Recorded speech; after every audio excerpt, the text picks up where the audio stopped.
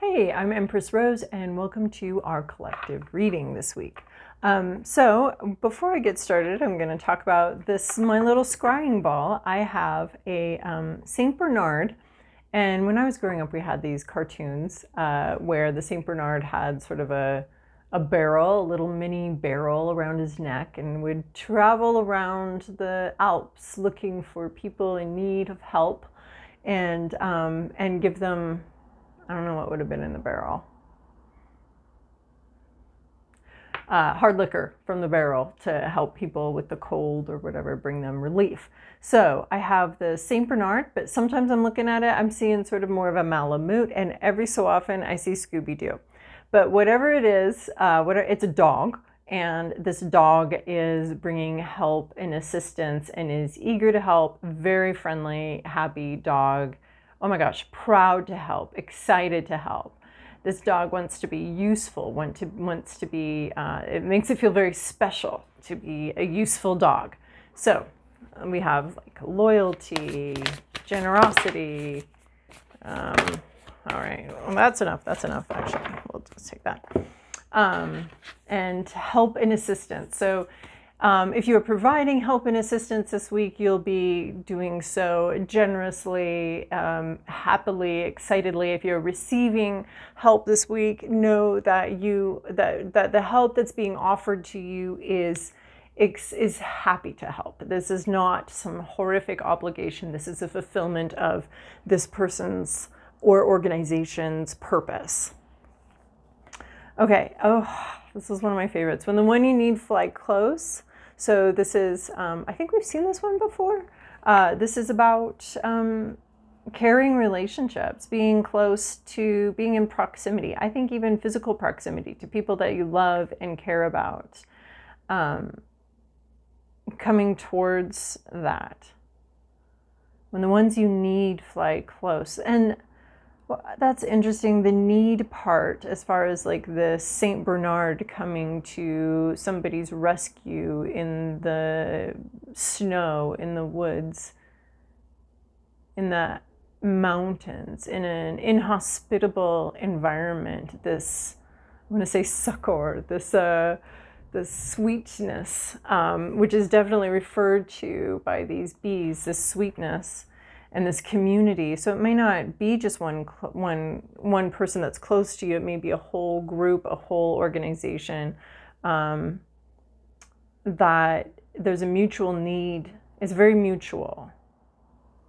So in whatever way this person or organization is satisfying you, you are a deep satisfaction for this person or organization. And I'm really drawn to, but somewhat resistant to, the word need in this.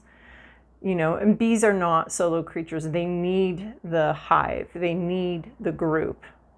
They guide each other to the best flowers. They work together, and there's a sweetness evident here.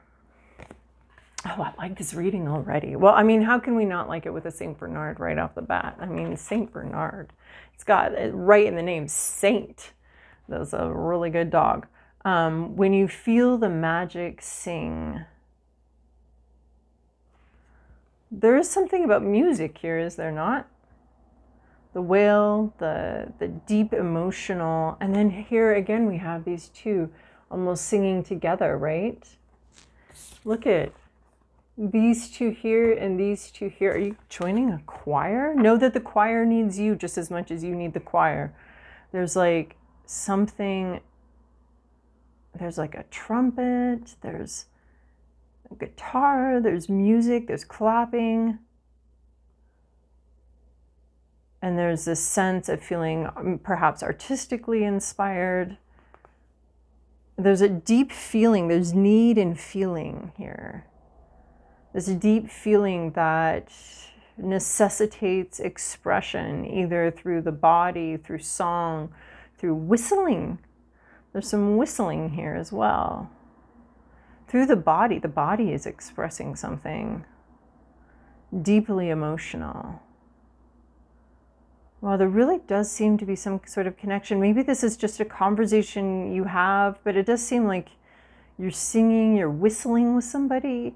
There's some sort of physical expression of some sort of need, the need to express something that you feel in a very physical way. Perhaps these are ideas that are coming together that just sort of resonate with each other. There's a sense of resonation, of harmonizing. And to harmonize, we must have someone else, unless we have like a bunch of equipment. But there needs to be someone else there, right? This is really a joint. You're dancing with somebody. This could even be like a child, a parent and child having this really cute little dance together. There's a kindredness here and a joint expression. Wow. Wow. All right, let's see if we can find anything from the Dreamscape Oracle by Matt Hughes. And that was the Dream Weaver's Oracle by Colette Baron-Reid. Okay, anything else? I'm like half hoping for the turtle, but it's upside down. I don't know what it is.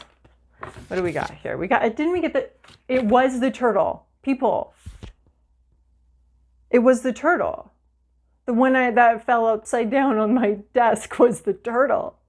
It was the turtle, and here was the turtle here. Oh, I love it. And then we have Death Mother. That was the last one that came out. But that too talks about partnership. It talks about a working partnership. And the bees actually talk about a working partnership too.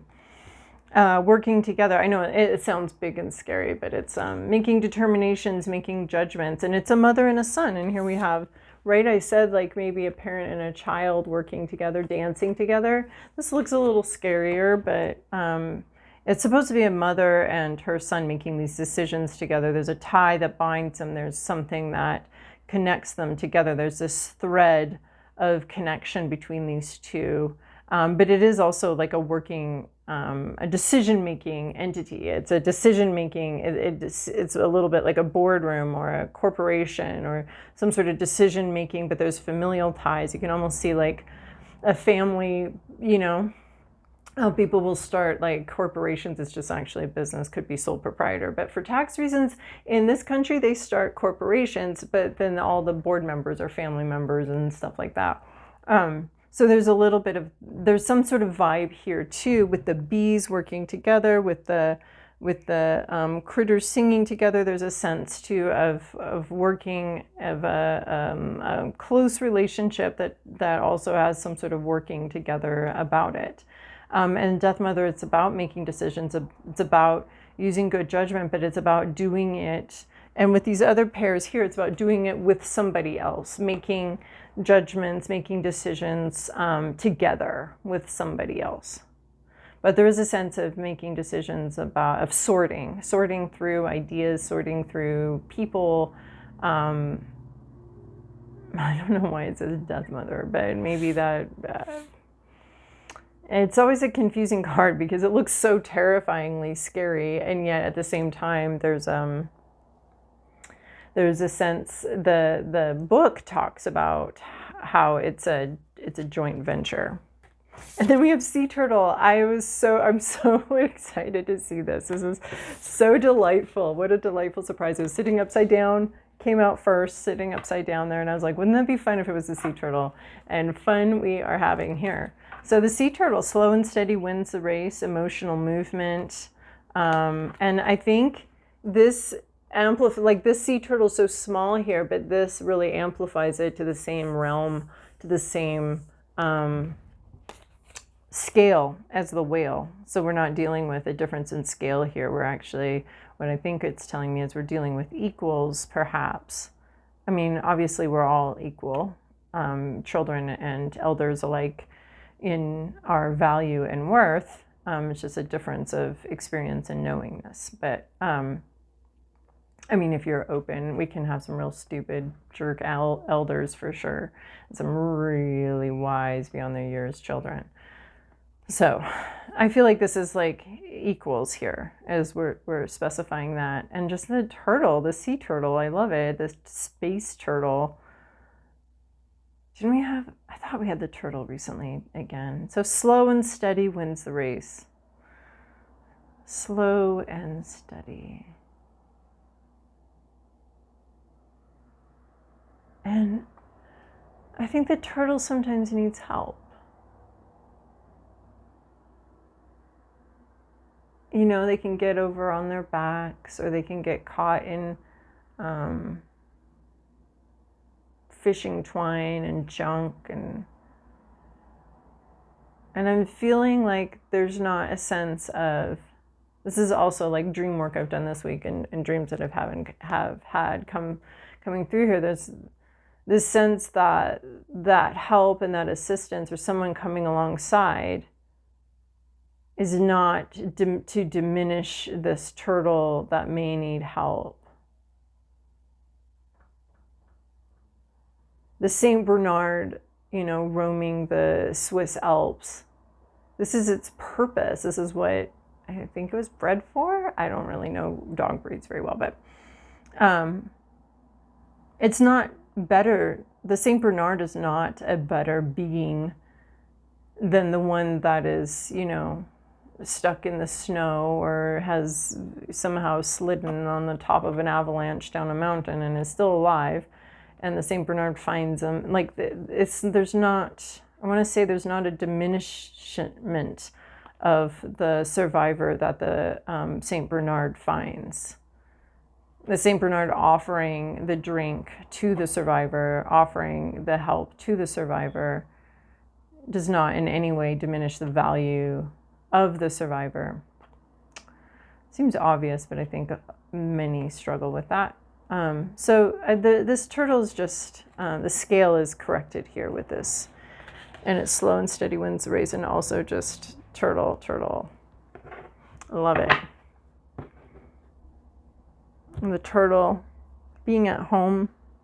Turtles also really are affected by, not affected, but their whole life is oriented around the moon, cycles of the moon. That way it's just very naturally a feminine, you know, moon cycling, very feminine sort of totem or animal, you know, male or female. Well, the females are the ones that lay the eggs. Anyway, here I go deep into the weeds again about the turtle. So actually, let's shuffle these one more time. I'm just feeling that.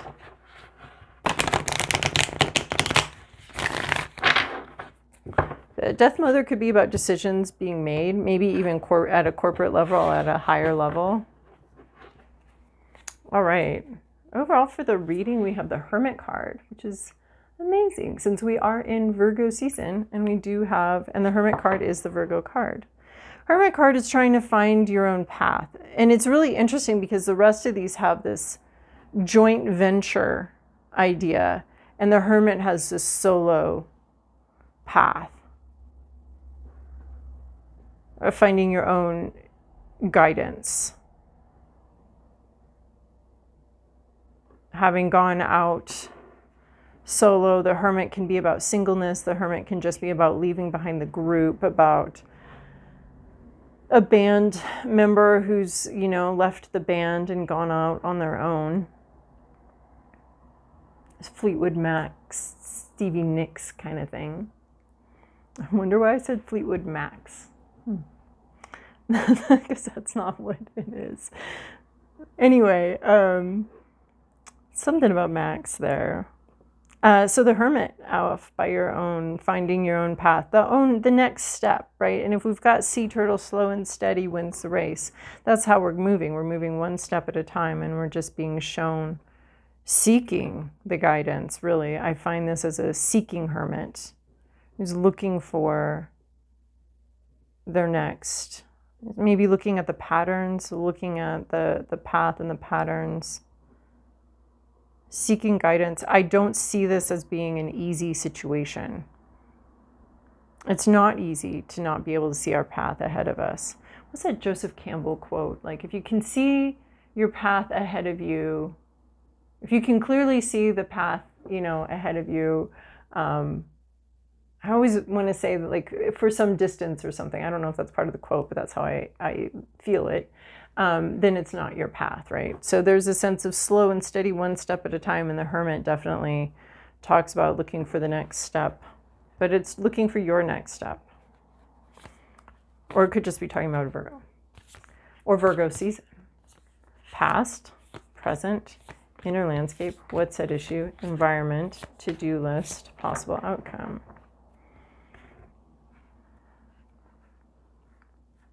We're headed someplace good here. Oh, I like it. I like it. I mean, no, I don't like it, but I do like it. But there are repeated situations going on here. Repeated cards, despite copious shuffling and several weeks between using this deck. And multiple readings. We're getting sort of a repeated reading from a few weeks ago. Page of inspiration. So the pages can represent a real person. This happens in the past. This is talking about some sort of past situation. Oh, look, you guys, we have these two cats. They're calling my attention. They're back to back. They're not facing each other, which is reminding me of my shirt, which has two cats on it that are back to back, not facing each other. Actually, this whole thing reminds me of my shirt. And we've got the little sun right here. The little sun, I don't know if you can see that right on my shirt. That's really funny. Okay. So we have inspiration coming in, hearing some sort of call to action, hearing some sort of inspiration. The page of inspiration, and inspiration and wands are sort of this like energy that moves through the universe. There is this, it's not in physical form yet. It's an inspired idea, and there's a whole process this idea goes through to become sort of go from wand energy to pentacle energy. There's a whole process, and pentacle energy is here in a 3D reality. So this is page of inspiration. This is the first inspired idea. This may not even be something someone's talking about. It's just a very inspired idea. Someone has some inspiration, and it could be creative, it could be spiritual, it could be sexual as well. We've got the cat right there in her spread out legs. I know she's doing gymnastics, but I just can't help but see a little pussy cat there today. So it could be just some sort of inspired idea, but all of that's sort of in the same sort of part of our psyche is the and subconscious. So inspired idea, but look, we're out in the desert. So someone maybe went out seeking. This hermit in particular has seeker energy. Sometimes it just has like, we got to go somewhere, we got to keep moving, but we don't know what the next step is, but we don't have the full vision, so we're looking at just the next step and the next step. This one has quite the seeker energy. I almost get more of a Hierophant vibe from it, or not the Hierophant, but the Hierophant's acolyte. So and then here we have another desert situation, this cat almost looking really similar to that. But in the middle of this desert, there's usually some sort of, the page of inspiration is always a little bit surprised. It kind of takes them by surprise. It's an inspired idea. It's an exciting, inspired idea. So somebody here had the beginning of a good idea. They had the spark of a good idea. There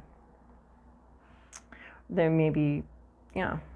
Then we have four of emotions. So we went from like having this good idea, kind of being excited about something, not quite sure maybe how to go about it, but still just being just dreamer. This has like a surprising dreamer energy to it. And then we have four of emotions. This is sort of some discontent, disillusionment. We've already been down this path. We've tried so many things. They haven't worked. What now? So there's a little bit of disillusionment. But look, again, we have these two characters right here. I want to say like two heads are better than one. It's sort of what I'm feeling here. Two heads are better than one. Look, they're like they're blowing kisses or something. And there's something that's just really inspiring and delightful between them. But that's not really what you're focused on.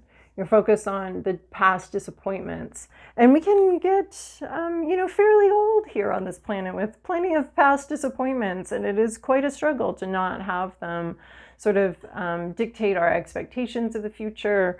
And wondering if I had my microphone on.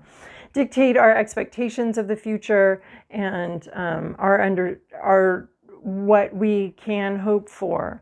the Four of Emotions can also, I feel like I have to bring it up, be a cycle breaking energy where we've been in a cycle and maybe it's been inspiring and it's been fine, but there's a sense of like, it's time to break this cycle. It's time to break this pattern.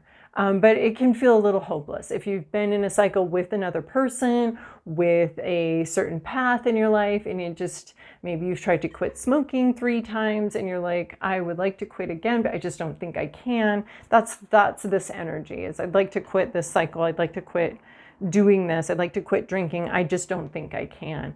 And so there's a little bit of disillusionment about something that you had hoped would be fulfilling, hoped would be productive and come to fruition in the past, but it hasn't so far. So there's a sense of disillusionment, even though I can see like these 2 heads are better than 1 idea.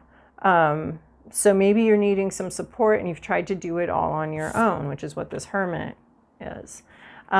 Your hopes, your fears, your inner landscape, it's what we all got going on in our hopes here. 10 of materials, abundance, things coming to fruition, things coming fully flowering. Like I want to say fulfilling a destiny. There's a desire to have a destiny fulfilled. And this is relating to the Saint Bernard, who, you know, is out here cartoonishly traveling the Alps with his little barrel, his cask of, I don't know, brandy. I think it might be brandy, in his little cask, and wanting to fulfill his purpose. And I think this has to do with these cups too. This cask that has this like warming, healing in this amount, healing properties.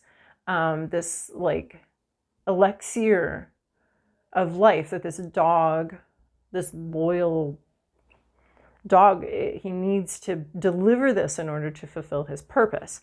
So and I feel like I see this rose tree as like an absolute fulfillment of purpose. It's not just a rose bush, it's not just a rose plant, it's a whole ass tree, and it's got these roses, and these roses are fulfilling their purpose. They have opened up, they have completely come to the fullest expression of the rose. So wanting that fullest expression, wanting that completeness, wanting that fulfillment, a massive fulfillment, a huge fulfillment. And then we have this community down here that's enjoying the fragrance of the rose. They're enjoying each other. So 10 of Materials talks about this thing coming to fruition and being able to feed and nurture other people and for your community. And we have a lot about community, or at least partnership, coming in here, and that being fulfilling, both materially fulfilling, emotionally fulfilling. There can also be inheritance vibes, retirement vibes, as far as like something has lived up to its full expectations, full potential. Self-actualization, full potential. Something has lived up to its full potential and is, and everybody benefits from it. Everybody's happy about it. So this may be something that is in your hopes. I think this is a universal hope, is to self-actualize, fulfill our full potential, and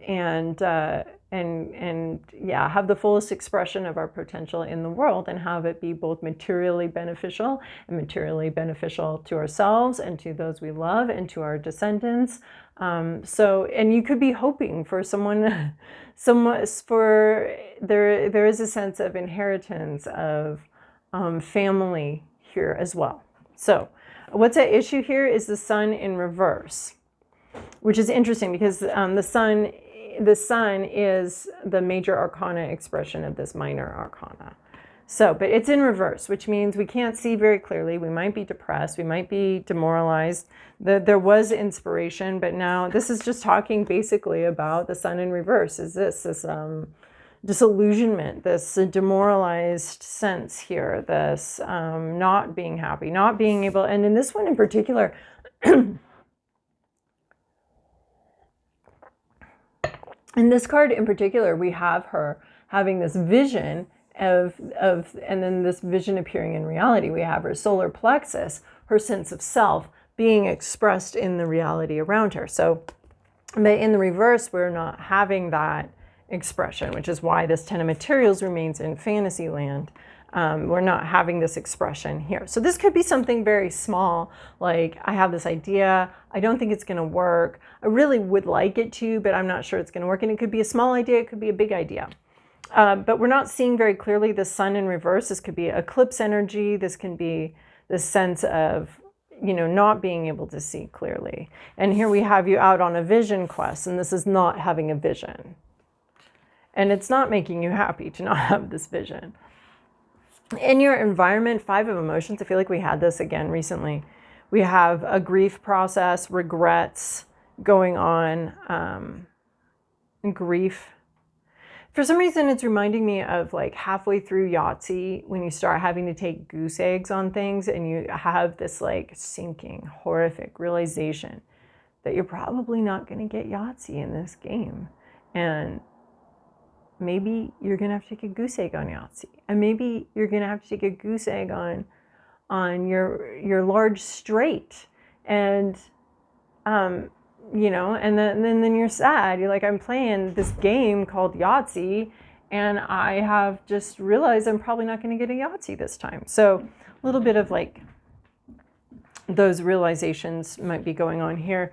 But it could just be an environment. I want to say a barren environment, although we have, you know, a lot of flowing emotions here.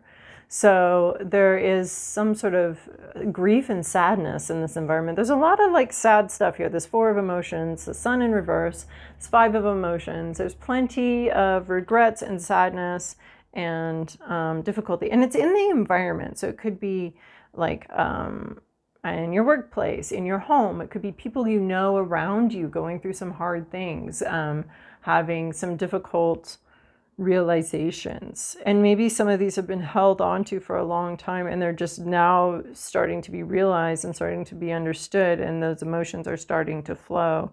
This is all part of recovery and part of goodness. But I'm also seeing this like a lot of regret. I don't know, like a support group or something like that. And we're getting a lot of this idea of needing support for something.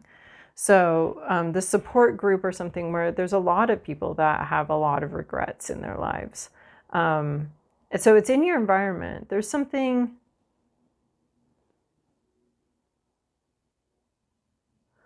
I want to say the moon is watching this. There's a sense of turning a corner though in a grief process and being able to, it's not a good corner, but yeah, this grief process is all in service of eventually healing and moving forward, but things starting to flow, but painful things being dealt with. And your to-do list, awakening 20, this is also judgment. You need to have some realizations, basically doing some introspection, waking up to certain things. It's epiphanies. It's seeing things in a different way. Oftentimes it can be seeing the past in a different way, having the lessons from the past come in and buoy you instead of drag. Right here we're having this past dragging us down and the ways that things have not panned out. And this is in a way looking at the past and having those same exact things buoy you and bring in coming to the surface and to be celebrated, these things that didn't work out, the things you learned. This is about lessons learned too. This is about awakening. Card 20 in the major arcana we have, and it comes after Sun card. Sun card's 19. And this is 20, right? And Sun card, we can see this as eclipse, as night, as darkness. And then here we're waking up. Here we have a dawning. And so there might be a dawning realization. There might be some epiphanies that come in, and allowing yourself to be open to that and allowing these epiphanies to change you and shift inside. So here we go from this dark sun space into this bright sunny day where we have this sun and realizations coming in called awakening. So sleepening and then awakening. So this sun card in reverse can talk to me about sleeping or sleeping, and then we have the awakening. So when I talk about the major arcana, this is sort of like the sun card in the upright is everything you know coming to full fruition. It's writing the paper and turning it in. And this is everything I learned about this topic. It's everything I know. And you turn it in to your professor, and then here you get the report card back. And the report card has some information for you. But maybe you didn't turn in maybe it wasn't everything. There's something about this. Anyway, you're getting a report card back, and it's important to pay attention to what it is and allow that to change and affect you. Going forward. You may want to redo something. You may not want to redo. You may realize that you do want to try this again, or you may realize that this is not where your happiness lies and it's time for something. But there's a realization that comes in, and I think your only job is to be receptive to it and to open up. And then we have the star card coming after that. And I really want to talk about this shape right here.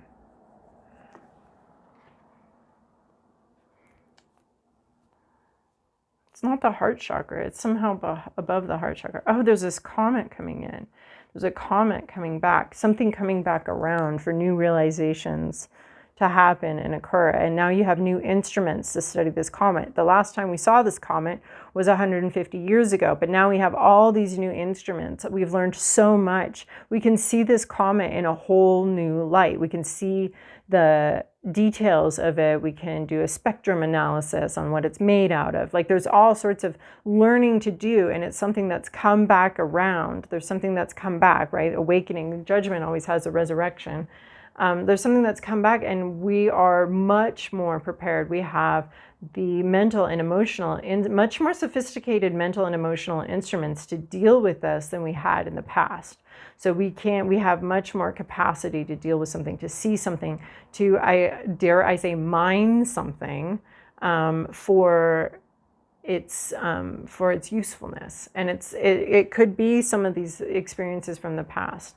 But you're not going to be repeating the past because you have a totally different instruments. So this comet that comes through every 150 years, you're going to be able to see it in a different way. And then we have the star card, this sort of same like,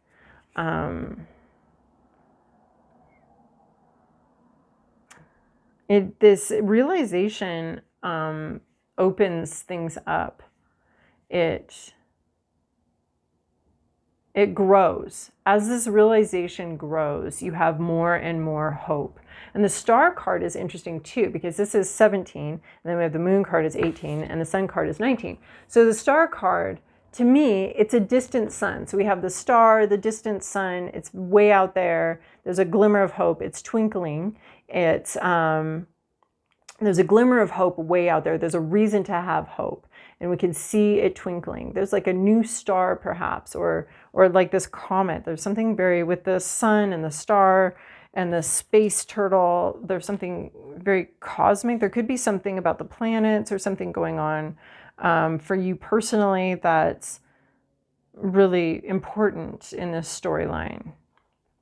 But with the sun card, and then here's the hermit with the sun, right? Looking for that vision. But we have a star card. There's a reason to hope. There's a reason to invest in something. There's a reason to invest in our future. And so the star card, it's a distant sun, and then the moon card is the sun in a much more closer representation, because the moon is just a reflection of the sun. It's just reflecting the sun, and it's a lot closer. So it's illuminating things, but are they things we only see? There's a lot of shadow play and there's a lot of doubt. But here we have reasons to hope, and the sun, which has sort of been blotted out. Here we're starting to get, if we're talking about an eclipse, this is when the eclipse just moves a little bit, and there's that one little sort of, diamond on the edge of the ring that's telling us that this eclipse is moving. So there's reasons to hope coming forward. And look at how similar these cards are as far as like this sort of cosmic ray coming in, these realizations and understandings. And so maybe you have an understanding in your heart and it moves to your head, and you start to be able to have some hope in your head here. And then we have the same like triangular shape that's right up here. I want to say at the voice box. I want to say something about a voice here. And so there's this realization, this understanding coming in, the spotlight coming in on a certain thing, and that we have this comet here, and the star card, you know, a sort of a shooting star kind of situation. But she's grasping the star. She understands. So you're going to this, whatever realization you have this week or whatever epiphany you have, the understanding that you get is just going to grow and actually open up possibilities for you that you haven't been seeing, that you've been looking for. And so there will be these possibilities coming in and reasons to hope.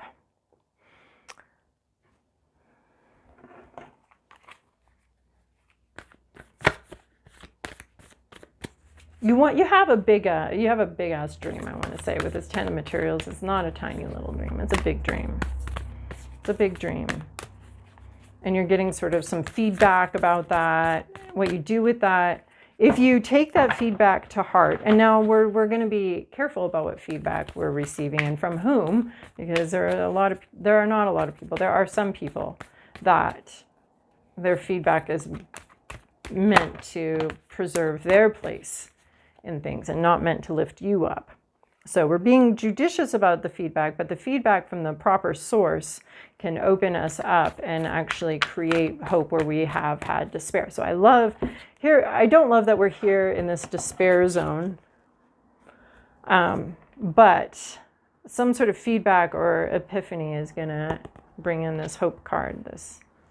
All right, and then from another Colette baron-reid deck, the Spirit Animal Oracle, Crow Spirit, co-create with Spirit. Oh my goodness. So it's reminding me of this co-creation, co-creation, co-creation. So you need help, basically. And we got these two cats here in this page of inspiration, these two black cats. And this help is, and with the Saint Bernard, I guess I could have just stopped with the Saint Bernard. You need help, you need assistance, you need co-creators. And one of those co-creators, though, is Spirit. Going to bring some magic in here. Again, we've got like sort of this voice box situation opening up here. A lighting, right?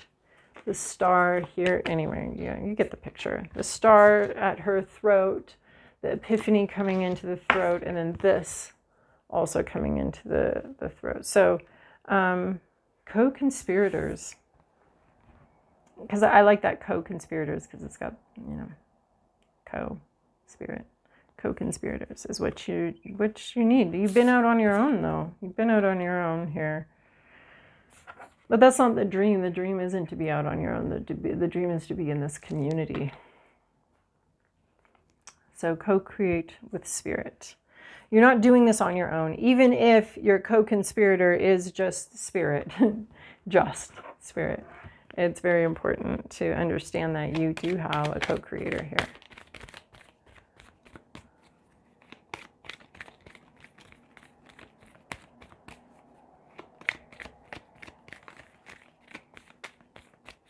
Yeah, there's like useful partnership vibes all over this thing.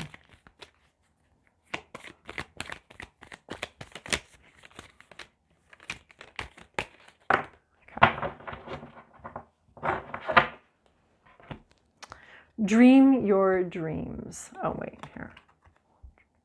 I love this artist. Not sure how the messages, you know, perfectly line up with the pictures, but this artist, so cool.